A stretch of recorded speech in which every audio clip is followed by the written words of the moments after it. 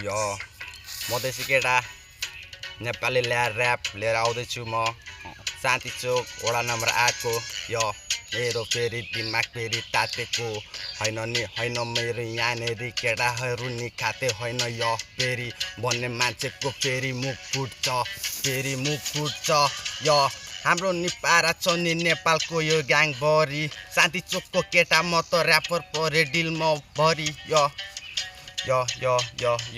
यस्तै नि मेरो पारा आँखा छ मेरो तारा हैन नि मैले खाएको छुइनँ अहिले गाँजा गोटी मेरो नि छैन गोजी म कुनै चर्च बोकी यो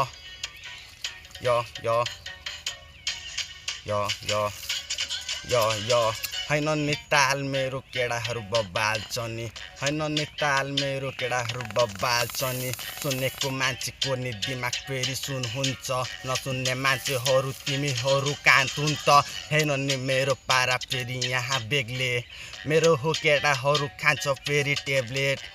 कोही जान्छ पारी को खान्छ फेरि गोटी सम्मन यस्तै नि पारा फेरि आँखा छ नि ज्याप मेरो दिउँसो नि हेर्छु तलाई म त सादा तारा हैन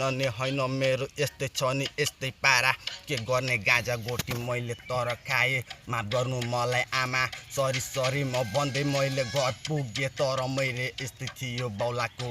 मेरो होरू केटाहरू सबै यहाँ औरा हो यस्तै नि बौला हो सबै नि औरा भो मेरो नि ग्याङ सबै यहाँनेरि या बौला भो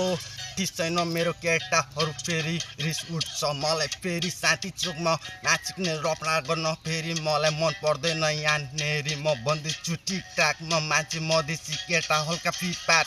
म गाउँदैछु म फेरि यहाँ त ऱ्याप स्याप अहिले त म पनि छु यहाँनेरि त ज्याप स्याप कोही खान्छ ट्याप